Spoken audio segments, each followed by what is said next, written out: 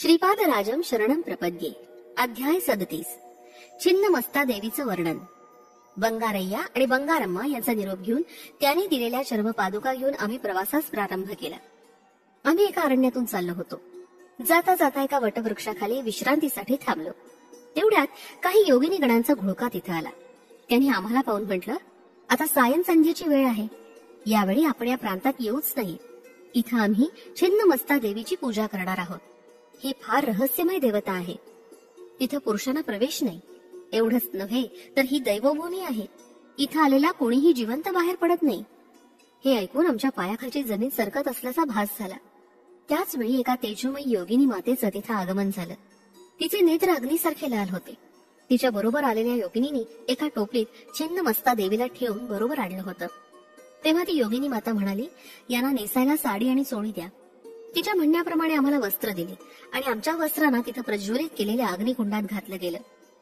आम्ही साडी चोळी नेसल्यावर आमच्या शरीरात आम्हाला बदल वाटला. आमचं पुरुषत्व नष्ट होऊ लागलं. उरोज पुष्ट झाले. सारं पुरुषत्व नष्ट होऊन स्त्री रूप प्राप्त झालं. आमचं नाव नवीन प्रकारानं ठेवण्यात आलं. माझं नाव शंकरम्मा आणि धर्मगुप्ताचं नाव धर्मम्मा असं ठेवण्यात आलं. आम्हाला भोजनार्थ मांस पदार्थ दिले गेले. पिण्यास मदिरा दिली गेली. दिवसा माणसाप्रमाणे आणि रात्रीच्या वेळी मोठ्या वाघाप्रमाणे संचार करणाऱ्या वाघाबद्दल आम्ही बरंच ऐकलं होतं.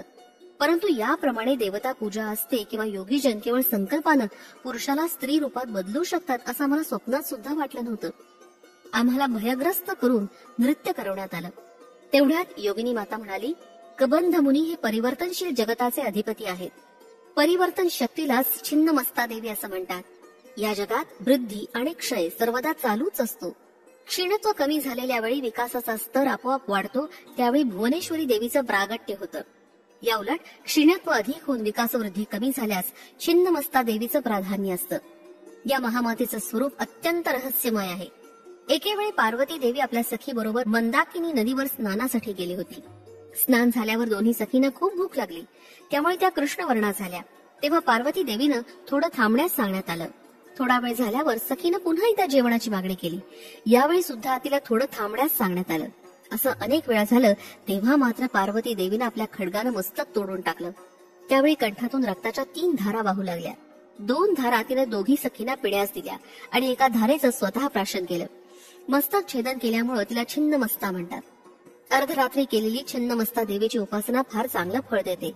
शत्रूवर विजय मिळवण्यासाठी, शत्रूच्या समूहाला थांबवून ठेवण्यासाठी, राज्यप्राप्तीसाठी, दुर्लभ अशा मोक्ष प्राप्तीसाठी तिची उपासना अत्यंत फलदायी ठरते. 4 दिशा या महामायेचे वस्त्र आहेत. तिच्या नाभिस्थानात योनी चक्र असतं. कृष्ण म्हणजे तामस गुण आणि रक्तवर्ण म्हणजे राजस गुण.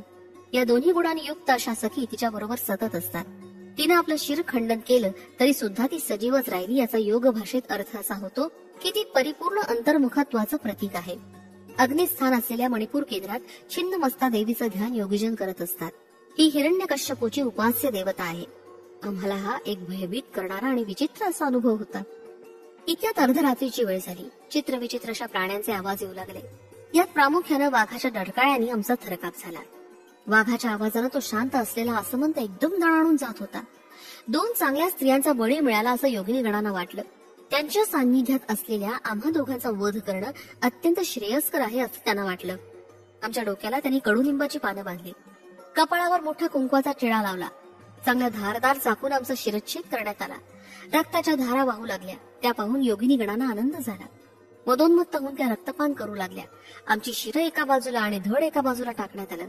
तरी सुद्धा आम्ही सजीवच असल्याप्रमाणे वाटत होतं. शरीराचा दाह मात्र असहनीय होता.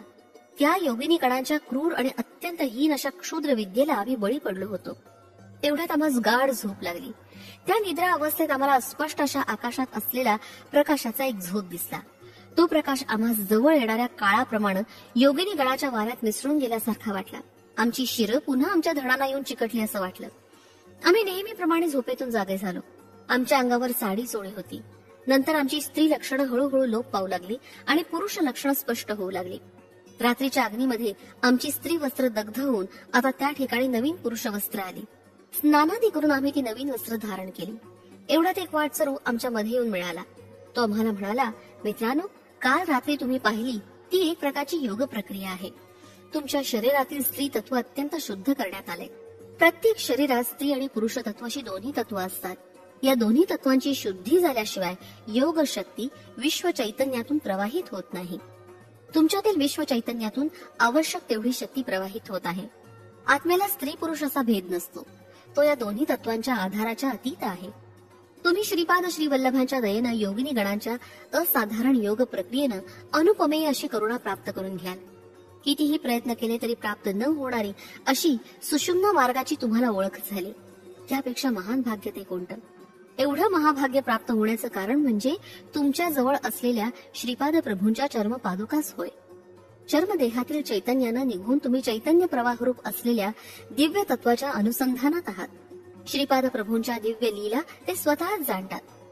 त्या इतर सर्वांसाठी अति अगम्य, अद्भुत आणि चमत्कारपूर्ण असतात. श्रीपाद श्रीवल्लभांचा जय जयकार असो. फलश्रुती जीवनात स्थैर्य.